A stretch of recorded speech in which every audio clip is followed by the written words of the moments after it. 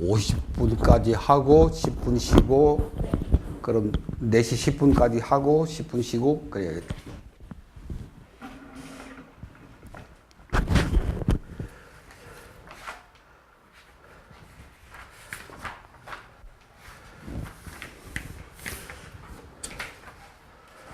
오늘은 이제 교재 9쪽 1학기 우리 공부하는 주제가 불교 공부하는 법. 그 가운데 제일 첫 번째가 부처님의 삶을 중심으로 불교 공부를 해야 된다 라고 하는 것을 지금까지 3월달부터 지금까지 강조를 해왔는데, 그래서 내린 결론이 우리가 불교 공부를 할 때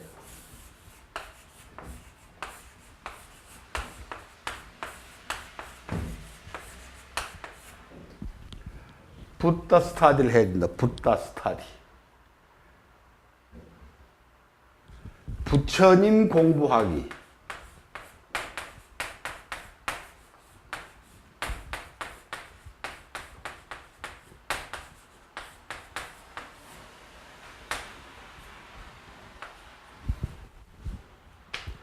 불교 공부하기가 아니고 불교를 어떻게 공부할 것인가 하는 문제의 가장 큰 답은 부처님 공부하기다. 불교 공부를 부처님 공부로 시작해야 된다. 이것이 지금까지 우리가 3, 4월에 걸쳐서 끊임없이 주장하고 함께 생각한 문제입니다. 불교를 처음 접하려고 하는 분들도 도대체 불교 공부 감을 못 잡아요. 어떻게 무슨 책을 보면 불교를 좀 알 수 있을까 하고 이리저리 봐도 알 수 있는 게 없어. 되게 그냥 뭐 교리에 관한 책들은 어렵고 이게 도대체 무슨 말인지, 또 뭐 이런 걸 알아서 뭐 이게 뭐가 우리 삶에 도움이 되는 건지 하여튼 어렵고 또 뭐 참선이다 이빠사르다 수행으로 시작하는 분들은 또 불교가 뭔지도 모르면서 수행으로 바로 들어가 버리니까, 그럼 어떻게 보면 맹목적인 어떤 그런 수행 비위에 빠져버리고, 불교가 뭔가를 알고 수행을 해야 그 수행이 다 살아나는데, 불교가 뭔지도 모르고 수행을 하니까 그 수행 자체만 그냥 빠져가지고 참선이 제일이다.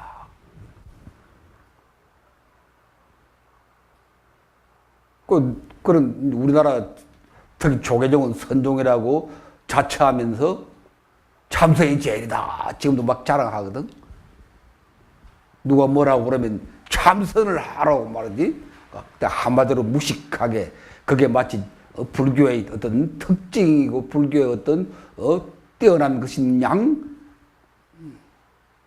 내가 그러지. 참선이 제일이라는 말이 어디서 나와 있어? 어디 나와 있어? 부처님 경전 몇 장 몇 절에 다른 거 집어치우고 참선만 하라고 나와 있습니까?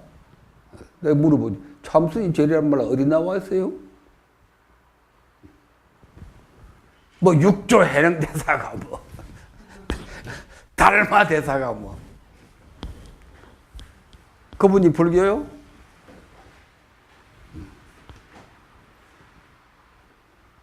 불교는 부처님이지, 부처님. 달마대사라 뭐 육조 해능대사가 아니단 말이 아니고, 그 이전에 근본 바탕이 부처님인데, 부처님 찾고 나서 뭐 달마를 찾든지 육조를 찾든지 뭐 성취를 찾든지 해야지. 부처님도 모르면서 그러면 그건 불교 아니다. 그냥 불교 아니다.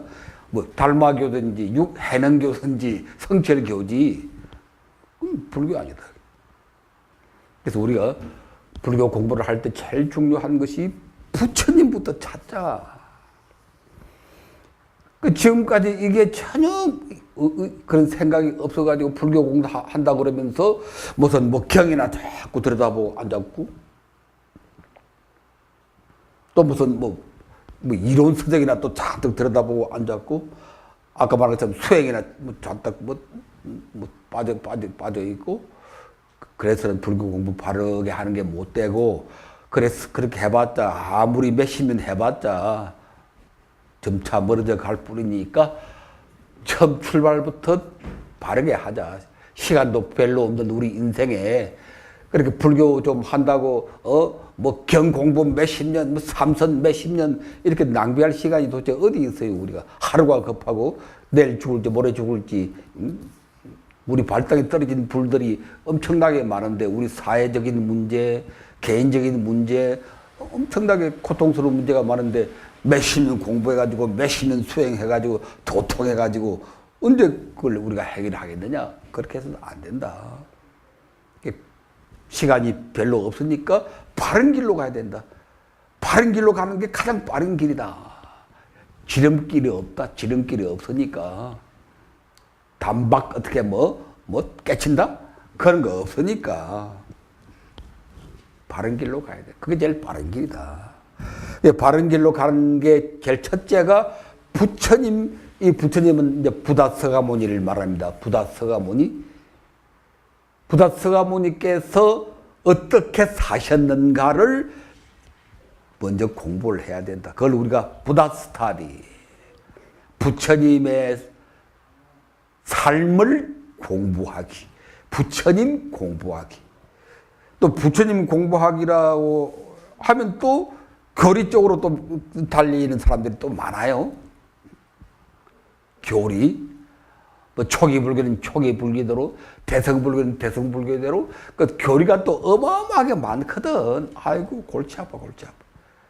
초기 불도 무슨 사제팔정도 12연기 뭐 온 12처 10 엄청나게 교리가 많아. 하여튼 또 그게 또 빠지는 사람들 많고 대성 불교도 뭐 반야니 화미니 뭐 유식이니 중간이니 아이고 골치 아파라.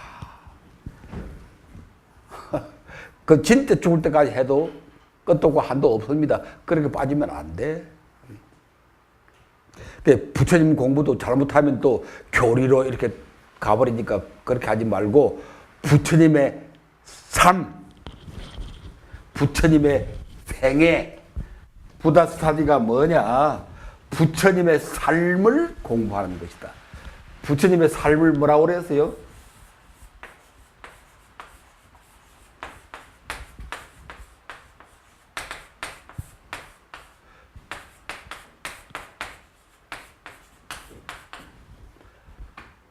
짜리아란 말이 act, 행위 또는 live, 삶.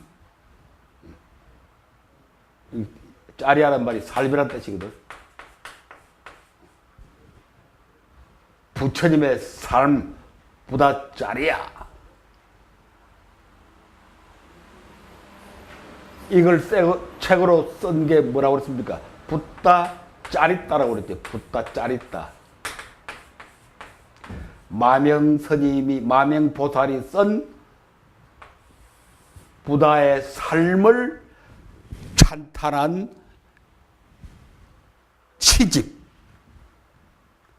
짜릿다. 마명스님, 마명보살이라고 그래. 유명한 훌륭한 분이라서 마명보살. 보살. 짜릿다라는 게 뭔 거 아니? 짜리야라, 짜리야. 삶이라, 삶.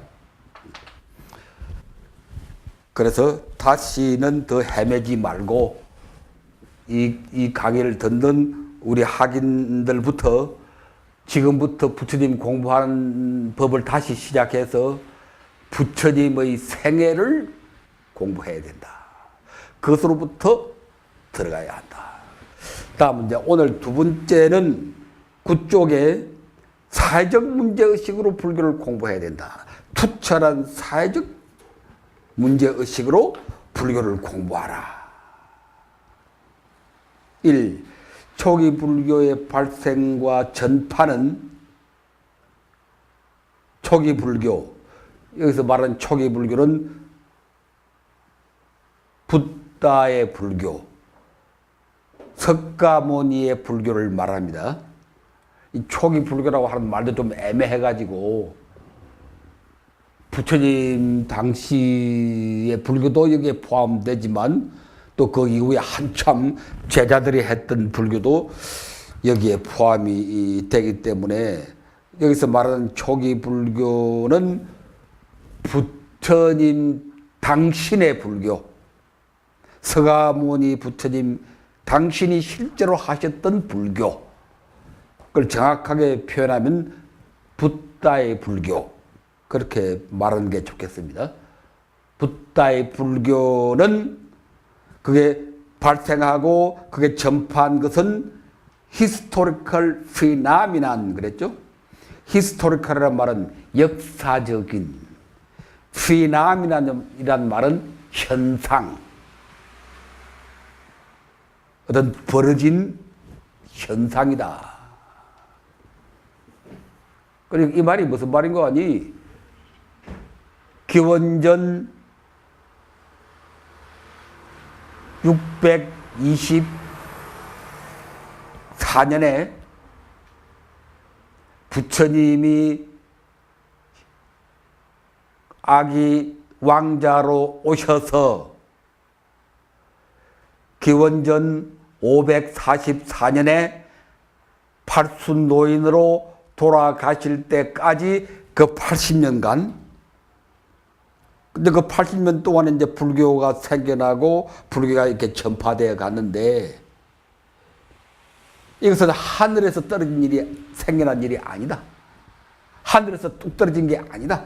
부처님이 지난번에 천상천하 유아독존 그 얘기할 때 우리가 이미 공부했습니다.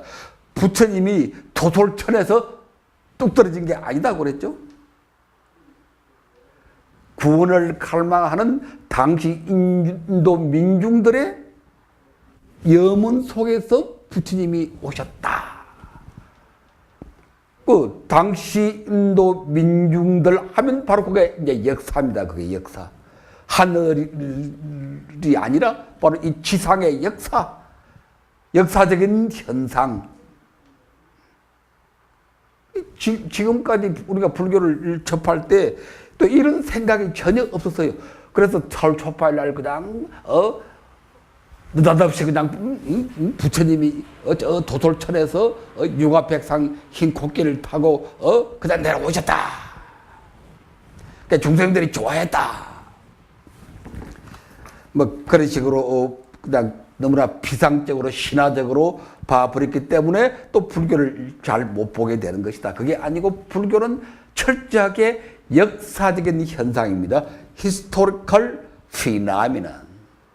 부처님이 태어나신 것도, 부처님이 출가하시는 것도, 고행성도 하시는 것도, 부처님이 전법하고 개척하는 것도, 부처님이 열반에 드시는 것도 그 신화적인 사건이 아니고 그건 철저하게 그 당시 인도 사회에서 벌어졌던 역사적인 현상이다. 그러니까 우리가 불교를 접근할 때, 공부할 때는 역사적으로 접근해야 된다. 역사적으로. 역사적인 안목을 가지고 불교를 봐야 된다. 이게 또 우리 불자들이 제일 잘 안 돼 있는 게 역사적인 안목, 역사적인 시각. 그걸 가지고 불교를 보지 못한다고 하는 거예요. 부처님이 왜 오셨지? 부처님이 왜 출가하셨지? 부처님이 성도한 게 그 사회와 어떤 관계가 있는 것이지?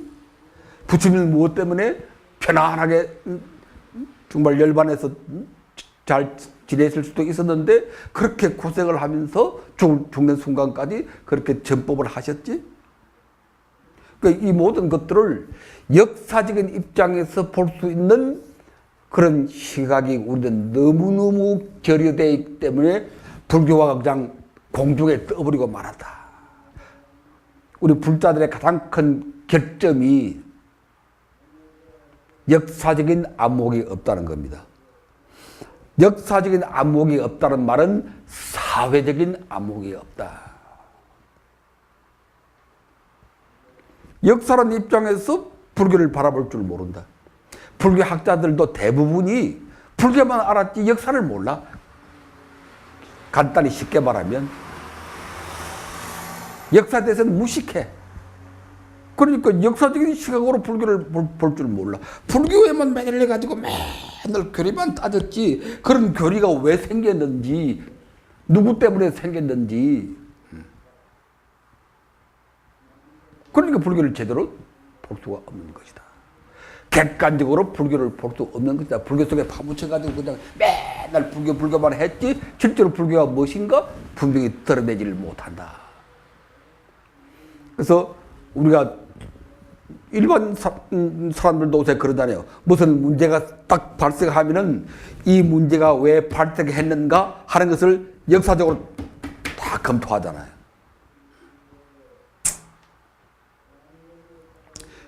김정은이가 어떻게 했다 하면은 전문가들은 그걸 역사적으로 다 검토를 하는 거지. 아, 김일성이가 어떻게 했고, 또 김정은이 아버지가 누구지? 김정일이가 뭘 어떻게 했고, 그래서 김정은이가 이렇게 하는구나. 그러니까 그렇게 보면 앞으로 김정은이가 어떻게 나갈 것이다 하는 것을 다 예측을 하잖아요. 반드시 역사적인 접근을 하거든. 또 사회적인 접근을 하고. 김정은이가 저렇게 나오는 것은 지금 북한 사회가 어떻게 되어 있기 때문에 저렇게 나오는가? 북한 사회의 구조가 뭔가? 북한 사람들이 왜 3대에 걸쳐 우리가 볼 때는 그렇게 핍박을 받고 고통을 받고 그렇게 가난하게 살면서도 그 떨치고 일어나서 싸우지를 못하고 그 만세 부르고 겉으로 들어보니까 그것이 아니라고 그래. 그 북한 사람들이 김정일이나 김정일이 보고 수령 만세하고 하는 게 우리가 볼 때 쇼하는 것 같은데 실제로 그게 아니라고 그래. 진짜로 그런다. 진짜로 그런다. 우리는 뒤에서 다 총을 겨누어가지고 해라! 그래서 그런 줄 아는데 실제 그렇지 않다니까? 그럼 도대체 북한 사회가 도대체 어떻게 조직된 사회고 사회 원리가 도대체 어떤 사회길래 인간들이 저렇게 되고 그래서 김정일이가 저렇게 되느냐. 이렇게 역사적 사회적인 접근이 가장 중요한 것입니다. 근데 그걸 빼놓고 우리 불교는 그냥 맹목적으로 깨달아. 한소식. 이러니까 깨달음이 못 되고 한소식이 못 되고 그냥 관념에 불과하고 생각에 불과하더라. 불교는 본질적으로 사회적 사물이다. 아주 좋은 말을 했습니다. 불교는 하늘에서 떨어진 게 아닙니다. 서가모니 혼자 외쳐서 불교가 된 게 아닙니다. 또 다 그렇게 알고 있지. 세상이 다 캄캄한데 곧다마시 따르다가 크게 깨닫고 외치니까 불교가 나왔다. 세상에 그렇게 되는 일은 없습니다. 세상이 다 모르는데 사람들이 다 모르는데 혼자 잘나가지고 이게 진리다 하니까 불교가 팍 뭐 이연근이 마실 쇼하나? 뭐 장막을 제치니까 나타났다.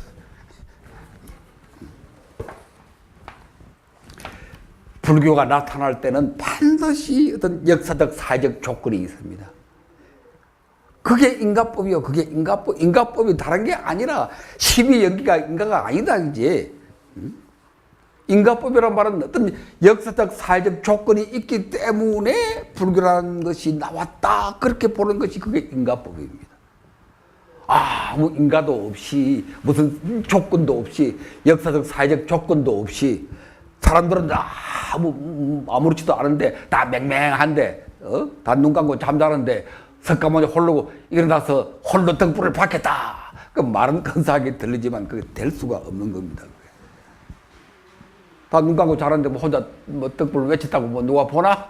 볼 사람이 없는데. 그래서 불교가 그렇게 나왔다는 것은 석가모니가 그렇게 나올 수 있었다는 것은 이미 사회적인 조건이 다 돼 있었던 것이다.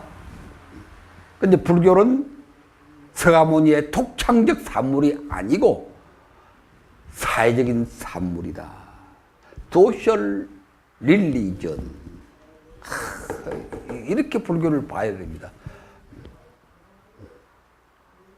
불교는 붓다 석가모니의 독창적 아이디어가 아닙니다.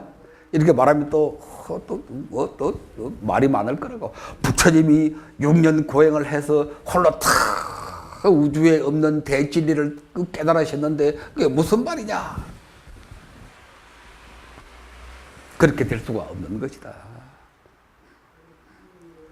사회 속에, 민중 속에 무엇인가 이미 조건이 형성되어 있었기 때문에 그 조건 속에서 부처님이 나올 수 있고 외칠 수 있었고 외치니까 그것이 즉시에 큰 반향을 불러일으키고 환호를 불러일으키고 받아들여지고 한 것이지 독창적 아이디어로 생각하는 것은 너무나 단순한 발상이다. 그렇게 해가지고는 불교가 영원히 개인 종교로 끝나고 맙니다. 지금 우리 불교가 제일 큰 병폐가 개인 종교로 되어 있는 거거든. 개인적으로 불교 열심히 하는 분들 아주 독실한 분들 많아요. 내가 요새 뭐 저 진주 불교대학에도 가보고 하니까 개인적으로는 아주 독실한 분들이 많아죠.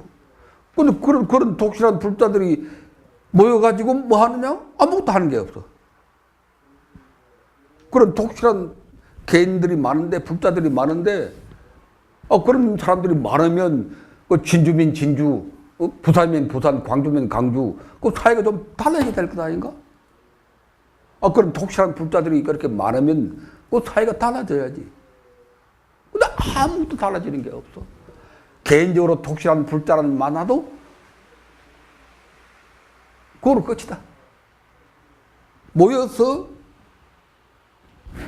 지역사회 문제, 더 나아가서 우리 시대, 우리 사회의 문제, 이걸 어떻게 해볼 생각도 못하고, 그냥 홀로 열심히 불교하는데, 좀 심하게 말하면 도취에 빠져가지고, 그거로 만족하고 있지, 이 사회를 어떻게 변화시키고 하는 것은 생각도 못하고 있더라고요.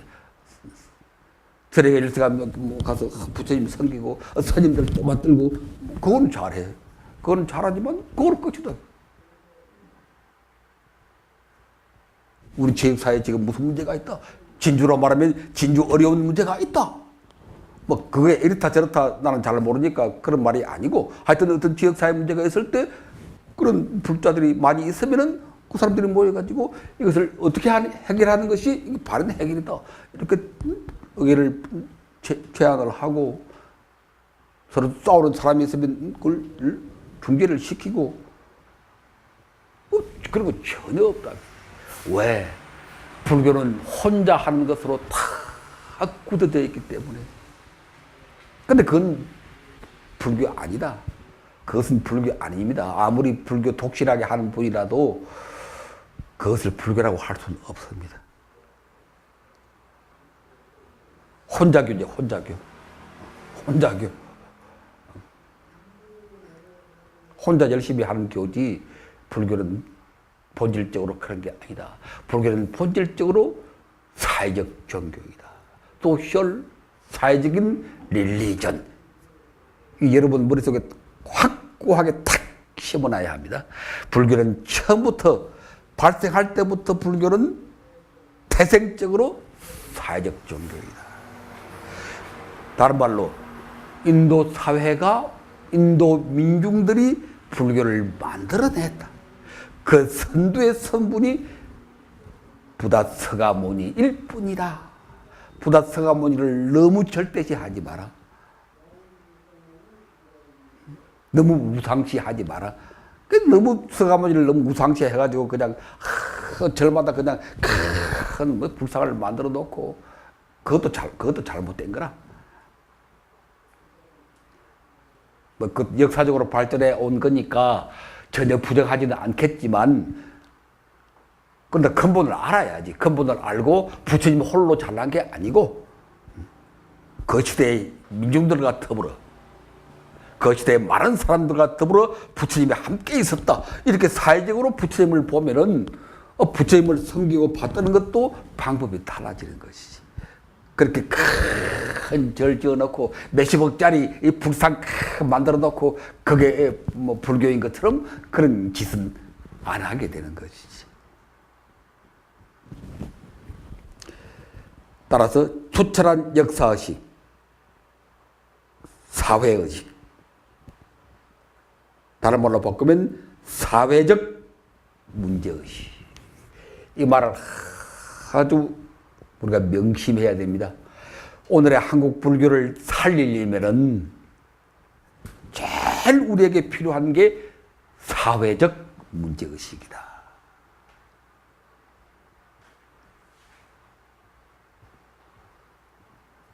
불교를 생각할 때, 부처님을 생각할 때, 이 사회라고 하는 입장에서 불교를 생각하고 부처님을 생각해야 된다.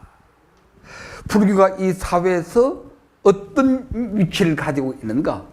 불교가 이 사회에서 어떤 역할을 해야 하는가? 깨달음이라고 하는 것이 우리 사회에서 어떤 의미가 있는 것인가? 그런 게 없으면, 그런 문제의식이 없으면 깨달으면 그게 아무 쓸모 없다니까. 그냥 혼자 잘났지. 독야청청 혼자 잘났지. 내가 뭐 한소씩 했네, 뭐 생사를 해탈했네. 지 혼자 잘난 거지 그게.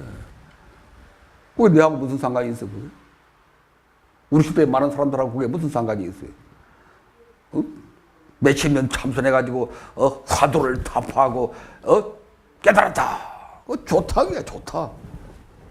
그거로 끝나면 그 도대체 내하고 그게 무슨 상관이 있는 이야기야 그게. 좋은 거지만 내하고 무슨 상관이 있고 우리 시대의 민중들하고 그게 무슨 상관이 있는 이야기예요.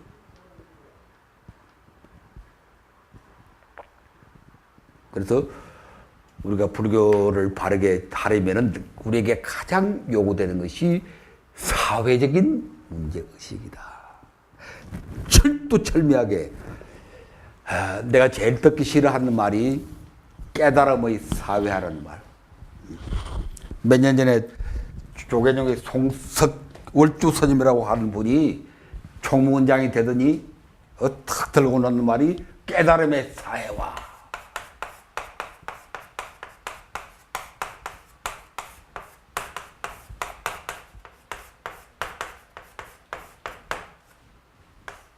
이걸 탁 들고 나왔거든.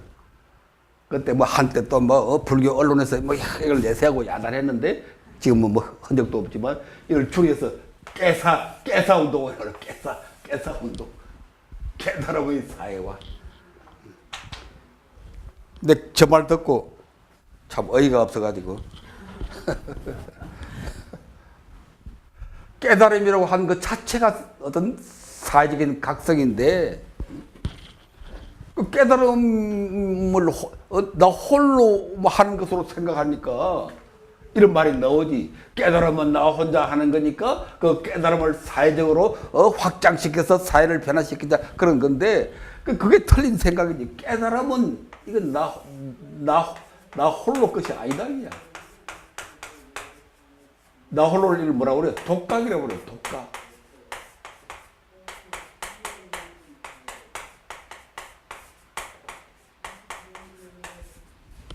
독각성, 뭐 지금까지 여러 번 얘기했어요.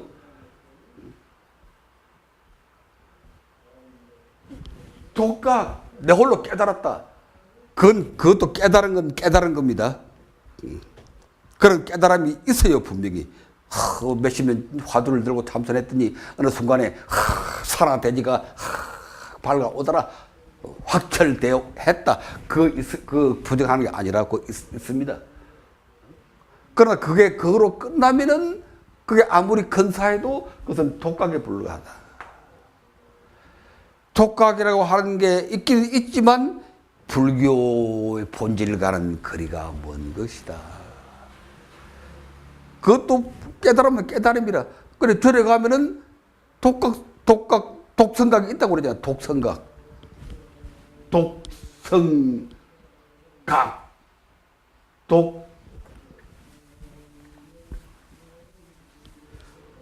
홀로 깨달은 성자를 독각성이라고 하거든. 독각성. 홀로 깨달은 성자다. 절에 가면 이분을 모신 전각도 있어요. 그걸 독성각이다. 독성각이다. 그러거든.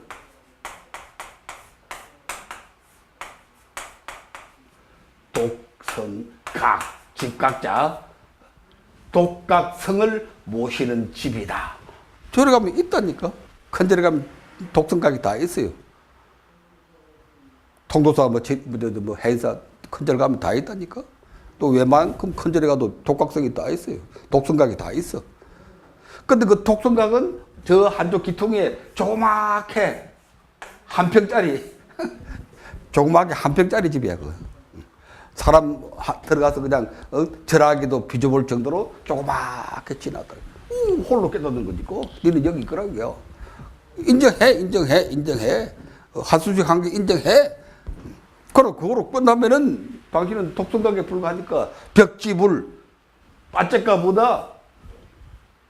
빠째가 부다를 번역해서 벽지불이라고 그러거든. 그 벽지란 말은 뜻이 있는 게 아니고 그냥 빠째가라는 말을 번역한 겁니다. 그 내 뜻은 독각이든 독각. 혼자 깨달았다. 있어. 그런 깨달음도 있어. 분명히 몇십 년 수행해가지고 참선해가지고 있다. 그 부정해서는 안 됩니다. 있습니다. 그러나 그거로 끝나면은 독각성에 불과하고 그 개호해봤자 이 조그만 한 병짜리 독성각에 들어가서 요렇게 앉아 있어야 돼. 근데 불교의 깨달음은 이 대웅전이거든. 대웅전. 큰 대웅전. 여기 들어가요. 여기는 많은 사람들이 와서 우러러보고 찬탄하고 배우고 그런 것입니다. 그래서 우리가 처음부터 불교를 생각할 때 독각성의 입장에서 생각하면 안 된다. 혼자 내가 열심히 수행해가지고 화두를 들어서 한수씩 하면은 생사해탈하고 대장부 일대사를 다 해마쳤네. 뭘 다 해마치긴 다 해마쳐. 지 혼자 다 해마쳤지.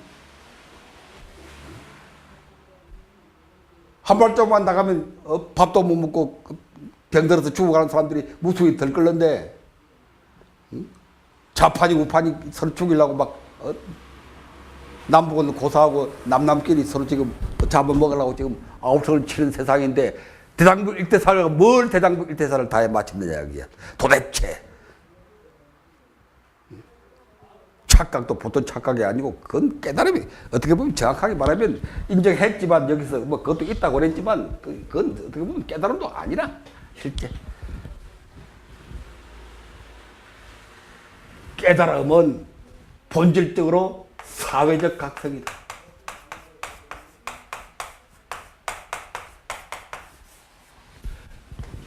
깨달음이 본래 사회적인 각성인데 뭘 또 사회화하자고 또 들고 노는 이야기야. 하기야 지금까지는 이런 깨달음에 머물러 있었으니까 이걸 극복하고 탈피하고 제대로 돌아가다 막 그런 뜻으로 했겠지만 저 말 자체가 지금 틀린 말이거든. 깨달음의 사회라는 말 자체가 깨달음이라는 그 말 자체가 사회적인 각성을 말하는데 뭘 또 새삼스럽게 또 사회화를 외치느냐 이야. 깨달음 그대로 하면 되는 거지. 깨달음 그대로 사회를 보고 사회를 바르게 인도하기 위해서 하면 되는 거지. 그 본질에 맞지 않게 또 구호를 외치고 그러느냐 이거지.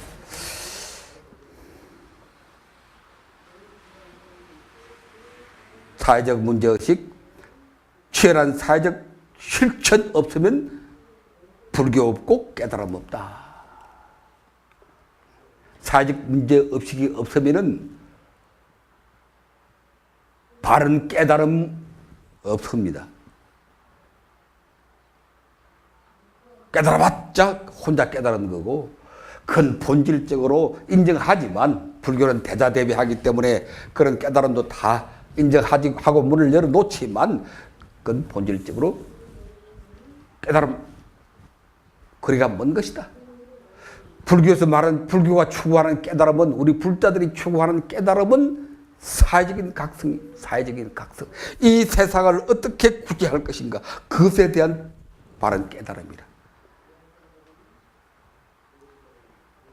오늘 우리 사회를 어떻게 우리가 바르게 인도해야 우리 동포들이 다 같이 살아갈 것인가, 그것에 대한 바른 길을 보는 것이 바로 깨달음이고, 그렇게 살아가는 것이 바로 사회적인 실천입니다. 불교는 처음부터 사회적 각성이고 사회적 실천이다.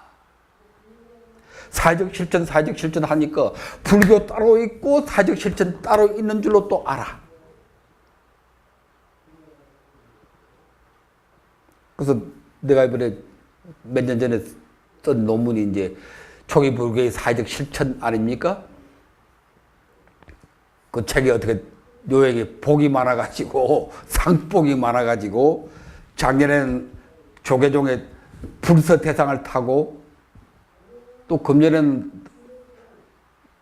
또 불교진흥원에서 원효 학술상이라고 그래가지고 또 큰 상을 탔는데, 나는 그런 상이 있는 줄도 몰라서, 원효 학술상이라는 상이 있는 줄도 몰랐는데 어떻게 이제 그게 추천이 돼가지고 그 상을 탔는데, 그래서 내가 초기 불교의 사회적 실천이라는 책에서 처음부터 끝까지 주장한 것이 불교를 우리가 잘하기 위해서 사회적 실천을 해야 된다, 그런 얘기가 아니고, 불교는 처음부터 출발부터가 사회적 실천의 길이다. 그걸 초기 경전을 통해서 부처님의 삶을 통해서 드러내는데 초점을 맞춘 것이 그 책입니다. 불교를 잘하기 위해서 사회적 실천을 하자는 게 아니고, 지금 불교가 지금 자꾸 힘이 없으니까 다시 일으키기 위해서 우리가 이 사회에 관심을 가지고 사회적 실천을 하자, 그런 얘기가 아니고, 불교라고 하면은 그것은 처음부터 사회적 실천의 종교이다. 그것이 바로 본래 부처님께서 열어 보이신 깨달음의 세계이다 라고 하는 것을 밝혀낸 것입니다. 생각할 문제, 인도 불교가 망한 근본 원인이 무엇인가? 갑자기 이게 무슨 말이냐?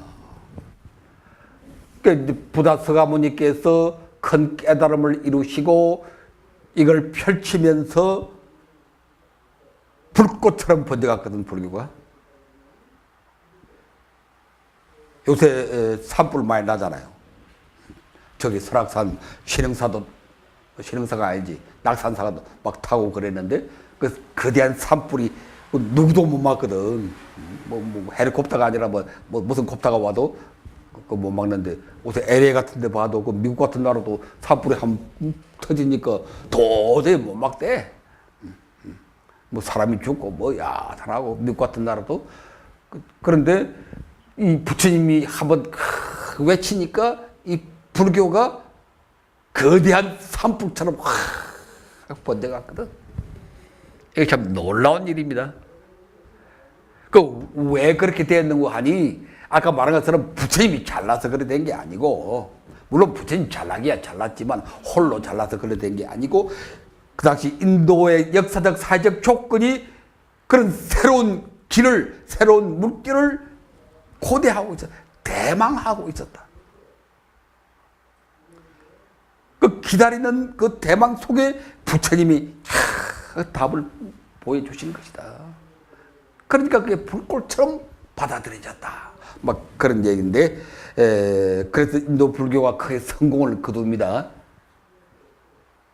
세계 역사상 뭐 다른 종교를 포함해서 기독교나 뭐 이슬람교나 다른 종교를 포함해서 세계 역사상 다른 종교에서는 볼 수 없을 정도로 빠른 시일 안에 크게 번창해서 성공했습니다.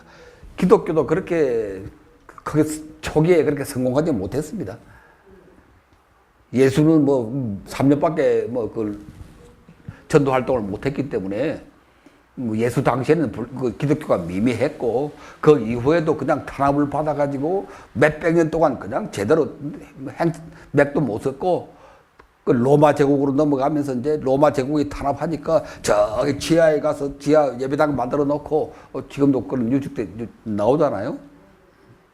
그 나중에 이제 AD 313년 콘스탄티누스 황제가 기독교를 공인함으로부터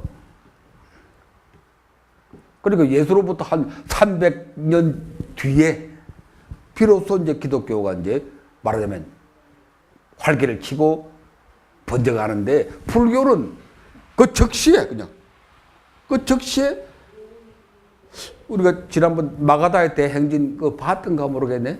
마가다의 대행진 불교가 나오자마자 부처님이 1000명의 무리를 이끌고 마가다국의 큰 길을 따라서 행진해서 마가다의 서울 나자가까지 가서 12만 명의 대중들을 제도하신 이건 세계 역사상 정말 장엄하고 놀라운 일입니다. 이렇게 초기 불교가 성공을 거두었습니다. 왜?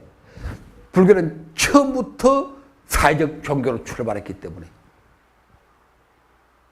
민중들의 원하는 바를 그 사회가 갈망하는 바를 인도 역사가 대망하는 바를 불교가 충족시켜 주었기 때문에 대답을 주었기 때문에 요컨대 사회적 역할을 성공적으로 했기 때문에 초기 불교가 그렇게 성공을 거둔 것입니다. 그럼 나중에 가서 왜 불교가 그렇게 흔적도 없이 쇠망하는가? 아니 흔적은 남겨놨지만 흔적은 남겨놨네. 지금 가서 이제 보면 성지는 다 있으니까 흔적은 흔적인데 그렇게 비참하게 인도에서 불교가 참 멸망하느냐. 이것도 세계 종교사상 참 보기 드문 현상입니다. 한 종교가 그렇게 번창하다가 어느 때에 가서 그렇게 그냥 흔적만 남기고 다 소멸해 버린 사건도 세계사에서 별로 없는.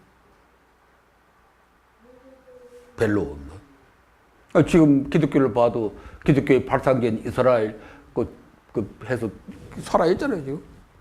유대교도 뭐 거기 보면 기독교 같은 거니까. 그리고 또 뭐 이슬람교는 지금 중동 지방 지금 그 번창하고 있잖아요. 근데 지금 인도에는 불교가 거의 없다시피 하거든. 현대에 들어와서 여러 선각자들의 노력에 의해서 조금 일어나긴 했지만 뭐 국민의 뭐 1% 2% 정도지 인도 국민의 1% 2% 정도의 소수 종교로 지금 돼 있지. 옛날에 불교는 완전히 사라졌거든. 왜 그렇게 됐을까? 뭐 많은 원인이 있죠. 뭐 이슬람의 침략으로 그것도 큰 원인이지만 제일 큰 원인은 인도 불교가 그 뒤 몇백 년 뒤에 내려오면서 사회적 각성을 망각했다. 사회적 종교로서의 어떤 길을 잃어버렸다. 독각의 길로 빠져버렸다. 아라한 독각주의로 빠져버렸다.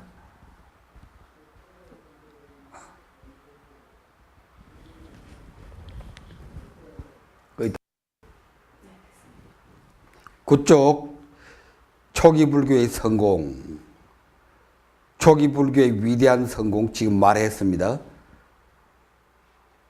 그래서 리스 데이비스라고 하는 영국의 불교학자는 이때 인도를 부디스트 인디아,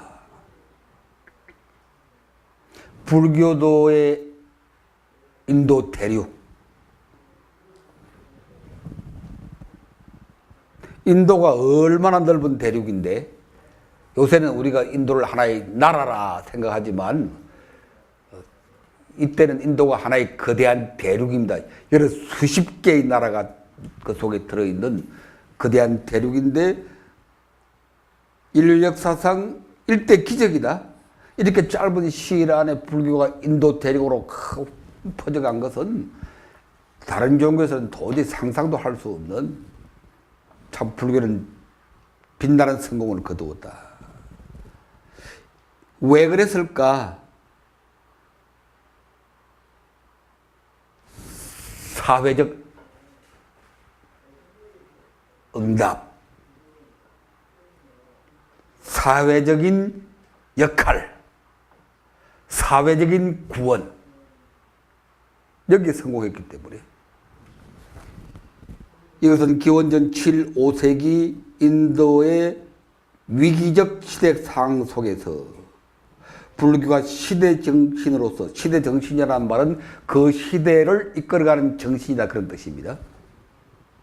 치열한 사회적 실천 운동을 전개했기 때문에 불교가 사회적 구원으로서 역할하였기 때문에 뭐 혼자 깨닫고 앉아서 뭐 장부의 일대사를 다해 마쳤네 그런 식의 꼴짝한 그런 얘기가 아니고 이 넓은 이 세상에 이 사회 벌판으로 뛰어들어서 이 사회 문제를 부딪히고 사회 문제를 해결하고 고통에 빠진 민중들을 구원해내고 그런 활발한 사회적 종교로서의 역할을 하는데 불교가 성공했기 때문에 인도 불교가 성공한 것이다. 그 시대의 상황이 어땠느냐? 이건 도저히 지금 우리가 이건 한 학기 과목으로 공부해도 못할 부분이니까 다 알 수 없는데 한 두 가지만 예를 들면은 그 시대 인도는 상공업이 발달하고 상공업이 발달하니까 도시가 발달하고 상공업 도시가 발달하니까 상인 자산가 그룹들이 새로운 사회의 주도 세력으로 등장하고 지금까지 인도는 카스트 지배 사회입니다. 브라만, 성녀들, 카티야, 정치가들, 전사들, 외사, 평민들, 상인들, 숫다, 수드라, 노비들 이렇게 네 단계로 엄격히 구분되어 있는 카스트 사회인데 도시가 발달하고 상공이 발달하고 상인 자산가 그룹들이 또 많은 사람들이 강력하게 등장하니까 이 기존의 이 내 계급 제도가 크게 흔들려 내리면서 이 상인 기업과 그룹들이 사회적인 주도 세력으로 등장하게 됩니다. 그때는 지금이나 돈이 제일이거든. 그때는 지금이나. 요새 우리 사회도 누가 주름 잡습니까? 누가 지배합니까? 겉으로 이제 대통령이 지배하는 것처럼 되어 있지만 실제는 재벌들이 지배하는 겁니다. 뭐 재벌들이 지배한다고 그러니까 뭐 또 너무 그걸 부정적으로 봐서 뭐 재벌들 뭐 타파해야겠네 그런 식으로 생각하면 안 되고 재벌들이 어떻게 건전하게 사회적으로 그 역할을 하는가 그게 문제지. 우리 사회를 이끌어가는 게 재벌들로 대표되는 산업자본가들이라고 하는 것은 산업자본가 또는 금융자본가들이라고 하는 것은 그건 부정할 수 없는 역사의 현실이기 때문에 그걸 부정적으로 보면 그건 이제 공산당 하자는 얘기밖에 안 되니까 그 공산주의도 그런 실험에서 이미 실패한 게 뭐 중국도 완전히 지금 자본주의 국가잖아요 지금. 그래서 너무 또 이론에 빠져가지고 자본주의는 민족의 적이다. 그런 편협한 이론에 빠져가지고 뭐 재벌들 하면은 그냥 적대시하고 하는 것은 그 있는 그대로를 보는 바람직한 사고방식이 못 됩니다. 불자들은 역사적 사회적 현상을 있는 그대로 어떤 특별한 어떤 이론에 빠져서 뭐 막스주의라든지 무슨 주의라든지 이렇게 보면은 그것은 잘못된 겁니다. 있는 그대로 사회 변화를 있는 그대로. 그게 바로 깨달음이고 그게 바로 사회적 각성이다. 그런 얘기입니다. 그래서 인도 사회가 지금 크게 지금 변화하는 그런 과도기였고, 그렇게 되니까 이 극단적인 이기주의, 사회적 이기주의. 그 전까지만 하더라도 딱 질서가 잡혀 있었거든. 브라만 성녀들, 카티아 정치가들, 전사들, 아무래도 브라만 성녀 계급들이 지배하는 사회니까 어느 정도 윤리 도덕, 그게 딱 서 있는 사회거든. 그런데 이제 이때 부처님 당시에 와서 사회가 크게 변화하고 경제가 크게 발달하면서 상인사상가 그룹들이 강력한 새로운 지배 세계로 등장하게 되면서 기존의 어떤 공동체적인 어떤 윤리, 상부상조하고, 우리도 어릴 때만 하더라도 그때는 참 눈물나게 가난했지만 학교 갔다 와서 배가 고파서 저 내과에 가서 버들가가지 따먹고 그렇게 지난 시절이지만 그때만 하더라도 넌 공동체 의식이 강했어요. 한 농촌 마을이면 농촌 마을 단위로 공동체 의식이 강해가지고 그 못 사는 사람이 있으면 그 동네 사람들한테 가서 다 구조해주고 집도 지어주고. 옛날에는 그런 일이 많았다고. 집 없는 사람 집 지어주는 거. 그 하루 동안 마을 사람들이 다 나와. 마을 장정들이 다 나와가지고 하루 동안 다 해서 집을 지어주고 막 그러더라고. 요새는 특별하게 생각해가지고 집 지어주기 그것도 다분히 이벤트적으로 그렇게 하고 있지만 그때는 진짜 그런 일이 많았다니까. 아무개가 장가 들었는데 집이 없다. 우리 집 하나 지어주자 하면 어서 하루 동안 집을 만들어 주고 그랬거든. 그래서 그 사회가 가난했지만 그런대로 이제 참 질서 있게 유지가 되는데, 이때 오니까 전통적인 윤리는, 공동체적인 윤리는 다 무너지고 극도의 이기주의가 그 사회를 지배하는. 그러니까 지금 우리 사회하고 꼭 같아요. 우리도 지금 전통적인 윤리의식은 다 무너졌거든. 전통사회에서는 그래도 노인들을 존중하고 여성과 어린아이들을 그래도 보호하고. 근데 요새는 노인들 존중하는 거 어디 있어, 그냥. 며칠 전에 한 2, 3일 됐나, 저 양재 근처에 어디 무슨 모임이 있어서 갔더니 나오는데 웬 젊은 놈이 그냥 한 20대 젊은 놈이 한 40, 50대 된 그 중년 남자의 목살을 잡고 막 끌어당기는 거야, 막. 힘이 세니까 중년 늙은이가 못 당하대. 왜 그런 거 보니까 차끼리 이렇게 좀 접촉이 있었던 모양이라. 가서 보니까 별 흔적도 없어. 살짝 어떻게 했는지. 그런데 그 젊은 놈이 아마 패자 모양인지 중년 늙은이를 그냥 멱살 잡고 막 깨끗이 끌고 가려고 막 그러더라고. 아이고 참네. 문제를 해결하는 방식이 다 따로 있는 것이지, 그런 식으로 그게 바로 극도의 이기주의를 그대로 나타내는 겁니다. 그래서 이러한 이기주의가 인도 사회 존립 자체를 위협하는 극단적인 이기주의로 변질되고, 따라서 카스트 문제도 더 첨예화되어서 카스트가 크게 무너져 내리는 한편으로 그 몰락한 민중들. 요새도 우리 사회가 그렇잖아요. 중산층이 이미 다 무너져 버렸잖아요. 중산층이 무너져 버리니까 그 하청 계급으로 몰락한 중산층들의 어떤 문제가 심각하게 지금 대두하고 있잖아요. 이때도 마찬가지 문제입니다. 마찬가지. 무너져 내린 그 하층민들, 그 빈곤, 사회적인 차별, 특히 가혹했던 게 여성 학대, 뭐 이것은 뭐 새삼스럽게 얘기를 하지 않겠습니다. 이러한 많은 문제를 인도 사회가 가지고 있어서 인도 사회가 이 상태로서는 도저히 유지될 수 없는 정말 새로운 어떤 출구, 새로운 어떤 시대 정신, 새로운 윤리를 대망하는, 기다리는 그런 사회적 상황. 그 속에서 불교가 나온 것이다. 불교가 이러한 시대 상황에 적극적으로 성공적으로 대응했다. 그래서 초기 불교가 그렇게 빛나는 성공을 거둔 것입니다. 그게 줄 그어야 돼. 큰 줄 그어야 돼.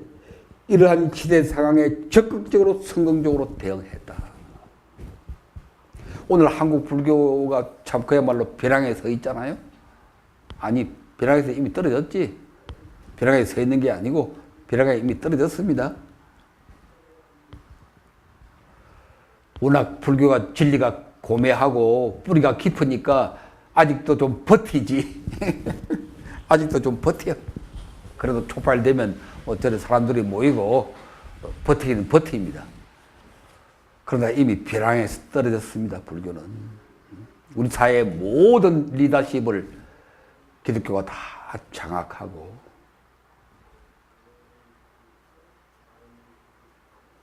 아직도 이런 문제의식을 못 느낍니까?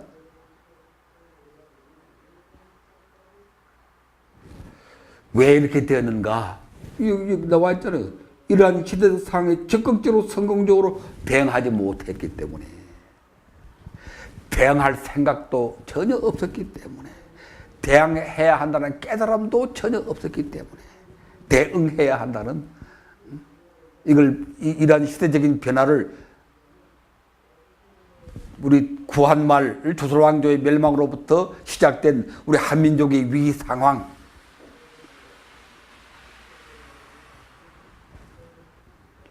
1900년대부터 시작되었으니까 지금 뭐 1세기를 훨씬 넘어서 계속되는 이 위기 상황.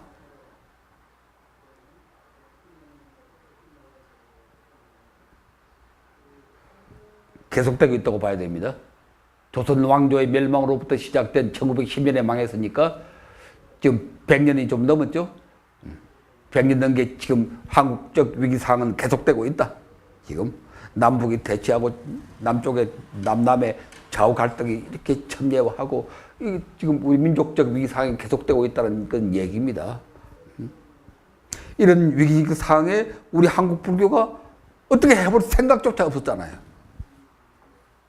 극히 소수의 선각자들, 만의 용성, 그분들이 아무리 외쳐도 듣지도 않고 그런 사람도 없고,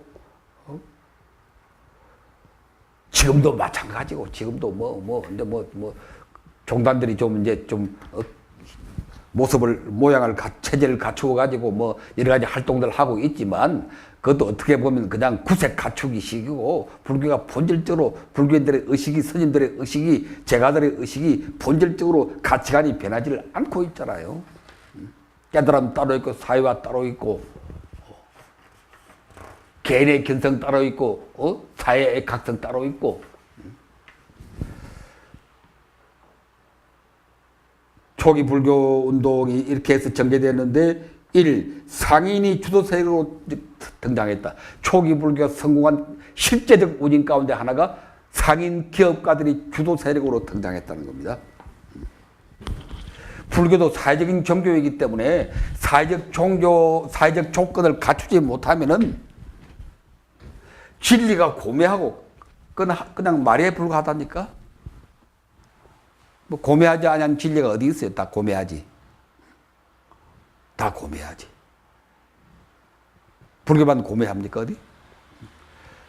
근데 불교가 아무리 고매하다 외쳐봐도 되는 게 아니고 실질적인 힘이 있어야 되는 실질적인 파워, 소셜 파워.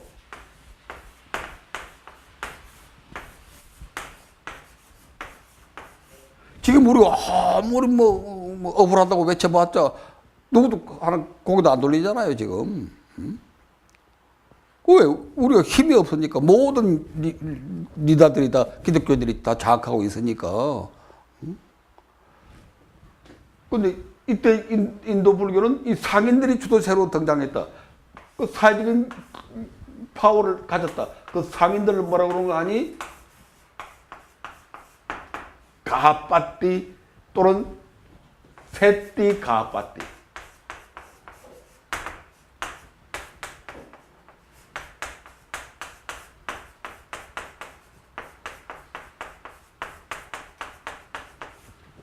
가하빠띠가 뭔가 하니 거사입니다. 거사. 세띠는 장자.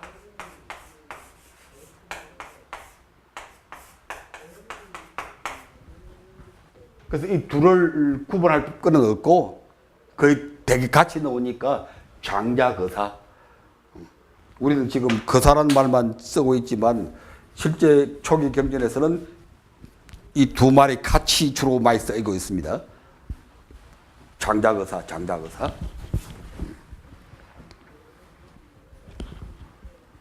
수다따 장자, 찢다 장자. 장자라는 말도 많이 썼어요. 이 장자거사라는 분들이 바로 그 시대를 지배했던 상인, 기업가, 자산가 그룹입니다. 소셜 파워를 가지고 있는 그런 집들. 돈 가지고 있으니까 힘 있지, 지금이나 그때는. 이 사람들이 불교운동에 앞장을 섰다. 그러니까 불교가 사직 파워를 확보하는 데 성공한 겁니다. 지금 우리는 아무리 외쳐봤자 사직 파워를 가진 사람들이 다 이미 불교를 떠나버렸기 때문에 안 되는 거라.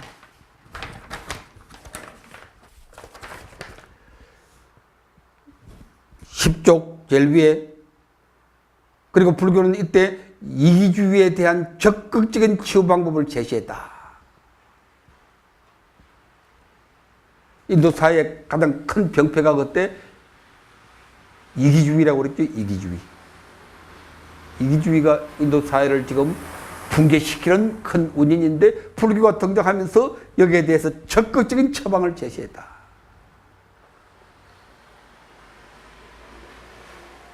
그 중에 하나가 이제 가로 안에 비폭력. 비폭력. 그때 인도 사회가 당면하고 있던 가장 극단적인 이기주의가 바로 폭력이거든, 폭력. 끊임없는 전쟁, 대량 살육, 동물 학살. 여기에 대해서 불교가 강력한 처방을 제시했거든.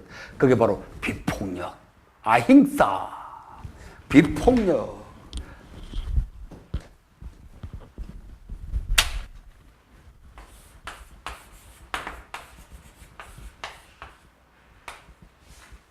힝사라고 하는 게 폭력이든 폭력, 죽이다. 어가 들어가니까 이건 어른, 나. 그러니까 비폭력이지, 비폭력. 불교하면 제1조가 비폭력 아닙니까? 5개 제1조가 살생하지 말라. 그 5개 가운데 왜 제1조가 살생하지, 불살생이 들어있을까? 그걸 우리가 사회적으로 고민을 해야 돼요. 왜 그랬을까? 사회적인 어떤 조건 없이 그냥 그게 좋으니까 제일 처음 들어갔다. 그런 게 아니고, 당시 인도 사회가 가장 고민했던 문제가, 큰 병폐가 폭력이거든. 살육이거든. 사람도 대량 살육하고, 짐승도 대량 살육하고, 그 브라만 성녀들이 제사 지낼 때 500마리의 양과 소와 염소들을 잡아서 피를 뿌려서 제사를 지냈거든. 그런 일들이 무수히 벌어졌거든. 인도 사회가 공포에 떨고 있거든. 불교는 부처님은 탁 나서서 이것부터 강력하게 저항을 하고 안 된다 하고 깃발을 높이 들린 그 깃발이 아힝사의 깃발이거든. 아힝사의 깃발. 비폭력. 그 하나만 하더라도 엄청난 사회적 위력을 발휘하는 거지. 도덕적으로. 도덕적으로. 불교가 비폭력을 들고 나왔다. 그 하나만 하더라도 인도 민중들의 마음을 사로잡을 수 있는. 여러분, 비폭력 하니까 누구 생각합니까? 간디. 20세기의 이 문명된 사회에서도 간디가 나와서 비폭력을 외치니까 인도 민중들이 싹 호응했잖아요. 그래 간디가 위대한 사회적 파워를 갖게 되었잖아요. 인도 독립을 이끌어내는. 20세기에도 비폭력이 그렇게 큰 힘을 발휘하는데 기원전 7 내지 5세기 그 암울했던 시대, 비폭력을 부처님이 들고 나왔다고 하는 것은 이건 엄청난 힘을 발휘하는 것이었다. 그것이 모든 사람들의 마음을 움직였다. 또 반카스트 평등운동, 부처님이 반카스트 운동을 탁 폈거든. 카스트 반대 운동을 펼쳤어요. 부처님이 적극적으로. 성가의 문을 탁 개방해서 누구든지 들어오너라 하고 노비도 다 받아들이고 하청민도 다 받아들이고, 그 당시 인도 사회에서는 그 상상도 할 수 없는 일이거든. 더더구나 가장 천대받은 여성들도 받아들였거든. 비군이. 이건 보통 일이 아니라 그냥 뭐 부처님께서 뭐 비구를 만들었다 그런 정도의 얘기가 아니라 그 하나하나를 사회적인 시각으로 봐야 된다고 하니까, 사부대종이라 이 뭔가를 사회적인 시각으로 봐야 된다니까. 그래야 그 진실을 이해할 수 있게 된다니까. 비군이 상가라고 하는 게 그냥 사부대종의 하나로 형식적으로 비군이 상가가 끼어 있는 게 아닙니다. 이 비군이 상가를 부처님께서 인가를 했다고 하는 것은 이건 혁명적인 일이라, 혁명적인 일이라. 비구비군이 우바세 우바이 이 사부대종 파리사라고 하는 게 혁명적인 변화라, 인도 사이에서.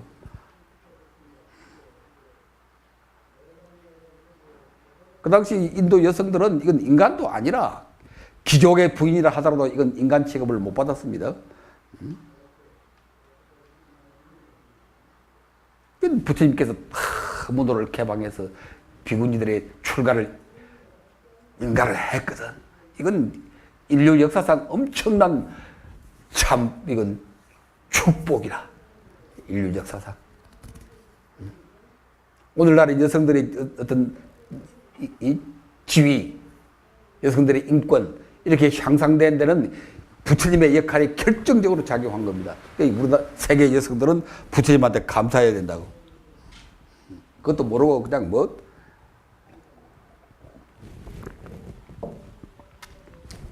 불교 안에 아직도 여성 차별하는 그런 나쁜 습성이 요새는 많이 나아졌지만, 비구니 스님들이 나이 많은 비구니 스님들이 젊은 비구 앞에 납작 앞에 절해야 된다며, 그런 불교 망치는 짓거리들은 절대로 해서는 안 됩니다. 그런 법이 어디 있어요? 도대체 그런 법이 어디 있어? 팔경계라고? 그건 다 헛소리들이라.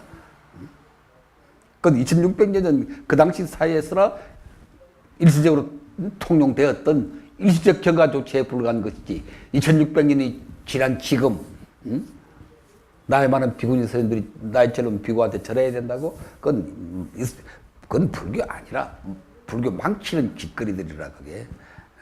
그게 팔정도를 비롯한 근본 담마들은 사회적 이기주의에 대한 치유 방법으로 제시된 것이다. 정말 좋은 소리네.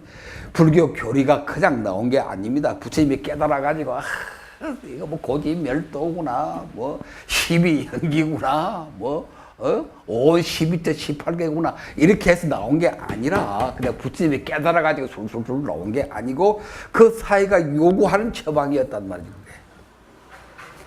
초기 불교의 교리들은 그냥 교리가 아닙니다. 그게 그 시대가 요구했던 처방들이라. 처방들. 가로 안에 그 이기주의를 불교에서는 그걸 뭐라고 그럽니까? 탐욕이라고 그랬지. 탐욕. 라가, 탐욕. 불교에서는 탐욕을 제일 중요한 문제로 다루지 않습니까?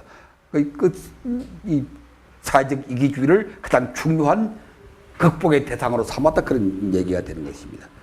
생각할 문제, 초기 불교의 이러한 사회적 실천 의지는 어디서 오는 것일까? 어떻게 해서 부처님은 그럴 수 있었을까? 초기 불교 대중들은 그럴 수 있었을까? 3. 부다와 대중들의 치열한 사회적 문제의식이 담마의 근본적 토대를 형성하고 있다. 지금까지 우리가 담마에 관해서 담마는 삶이다 그런 말을 했는데, 부처님의 담마의 바탕이 되고 있는 게 이런 사회적 문제의식이다. 사제팔정도를 비롯해서 부처님의 모든 가르침들은 그냥 가르침이 아니고 이렇게 사회적인 욕구, 사회적인 요구, 사회적인 문제의식이 그 밑바닥에 탁 달려있는 것이다. 그래서 사제팔정도가 나오고 12연기가 나온 것이고, 따라서 우리가 사제팔정도나 12연기나 온 12제 18개를 그냥 밋밋하게 고는 뭐예요 이렇게 해석해서는 안 돼요. 이것이 사회적으로 어떤 의미가 있고 이것이 사회적으로 그걸 풀이해야 될 줄 알아야 되는 겁니다.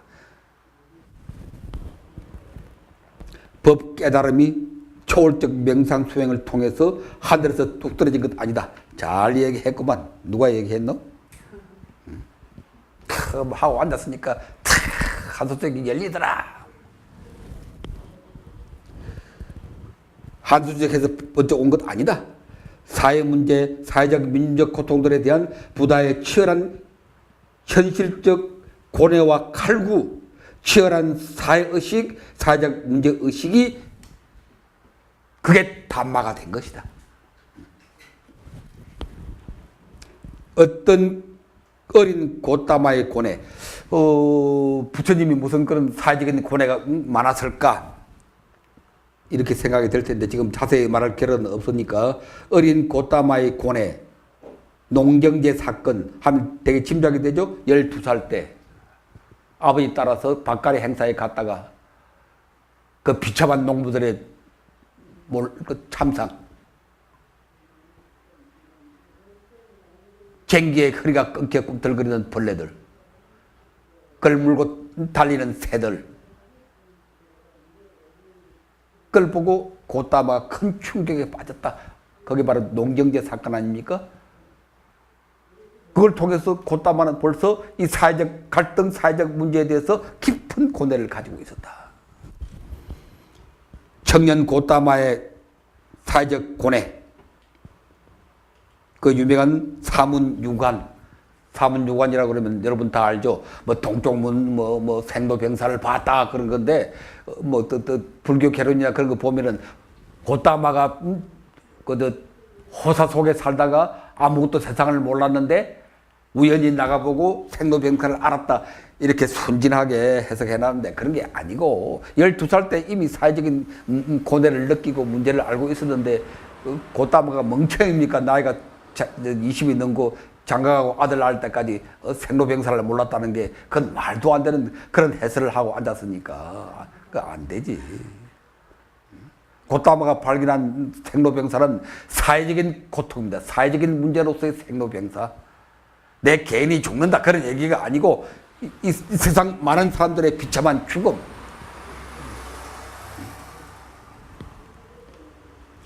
배우지 못한 범부들은 자기 스스로도 죽기 마련이고, 죽음을 극복하지 못한 채 다른 죽은 사람을 보고는 자기가 죽기 마련이라는 것을 잊어버리고 싫어하고 부끄러워하고 혐오스러워한다. 그러니까 이게 개인의 죽음이 아니라는 게 딱 드러나죠. 많은 사람들의 어떤 죽음의 문제.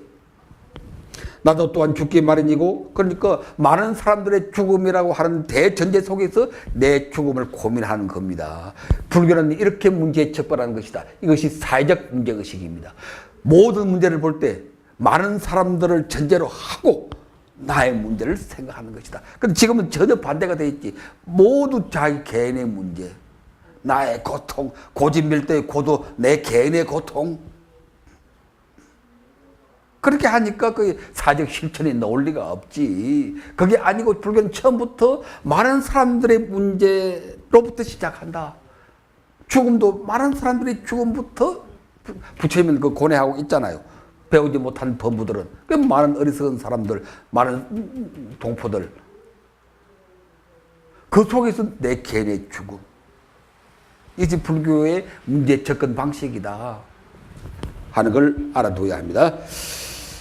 범부들 속에서 평범한 사람들, 많은 사람들, 시민들, 동포들 속에서 사회적, 민중적 문제와 고통 속에서 나 자신의 문제의 고통을 생각하고 생로병사의 시비 연기도 이 시대 민중들의 사회적 죽음을 전제로 관찰하는 것이고 무명으로 인하여 행이 있고 행으로 인하여 식이 있고 노병사가 있다. 그것도 지금 전부 개인적인 것으로 다 해설하고 앉았거든. 그러니까 사회적 실천이 안 나온다니까. 그 무명은 내 개인의 어리석음이 아니고 이 사회적인 민중들의 어리석음이라. 마지막에 노병사도 내 개인의 죽음이 아니고 아까 보았던 많은 어리석은 범부들의 죽음이라. 내 죽음도 그 속에 들어있는 것이라. 그러니까 내 죽음을 해결하기 위해서는 이 사회적인 죽음을 해결하지 않아서는 안 되는 것이지. 죽음의 문제조차도 사회적인 문제의식으로 접근하는 것이 그것이 불교다. 모든 문제를, 모든 단말을, 모든 교리를 사회적인 문제의식으로서 보는 것이다. 불교는 본래 그런 것이다. 내가 일부러 그냥 그렇게 하자고 강조하는 게 아니고 불교는 본래 그런 것이다. 부처님이 그렇게 사셨다. 많은 사람들의 이익과 행복 속에서 나 자신의 행복과 이익을 추구하는 것. 그래서 불교의 대전제는 많은 사람들의 이익과 행복을 위하여. 바로 이것이 동체적 사회적 문제의식이다. 이것이 부다적 사유, 불교적 사유의 기본 틀이다. 그 줄거놔야 됩니다. 이렇게 생각하는 것이 불교적 사유입니다. 모든 문제를 사회적 입장에서, 많은 사람들의 입장에서 고민하는 것.